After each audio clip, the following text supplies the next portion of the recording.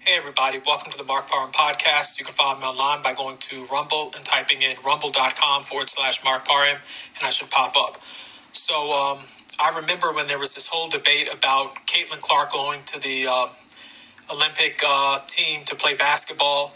There was this whole debate, and people were saying, oh, well, she needs more time, more experience, all this other stuff. And, I thought about it for a while, and I've been looking at Caitlin Clark play again.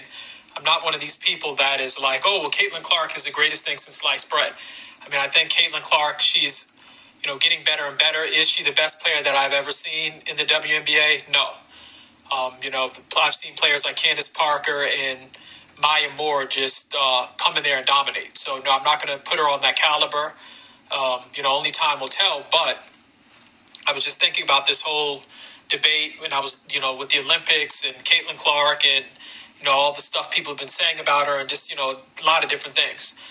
And, now that I'm paying attention to the Olympics in 2024, I think it's going to be in France this year.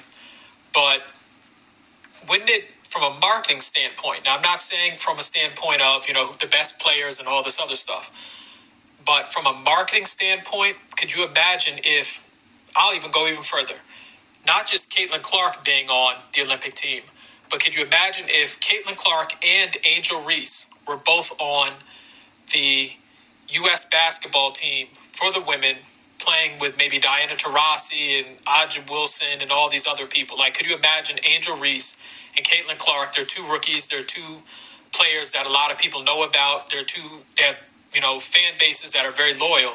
Could you imagine if those two women, Angel Reese, Caitlin Clark, were playing on the Olympics? Like, playing with the Olympic team, like on just the standpoint of jersey sales, people paying attention to the game, like ratings would be through the roof. And, not saying that, they would be huge parts of, the team winning or not, but from the standpoint of getting more people interested in basketball, more of the young female fans, watching the game and stuff like that, it would be a huge marketing opportunity. And then some of those fans would not only just pay attention to the Olympics, but then when the WNBA rolls around again, a lot of young fans would be like, let me check out a game or something like that.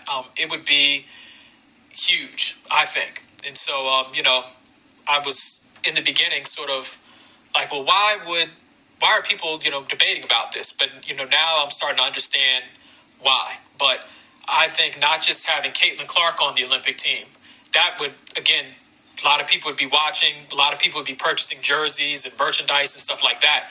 But then can you imagine also having, a tall player that can go on the inside like Angel Reese? Angel Reese is becoming popular. She knows how to use social media.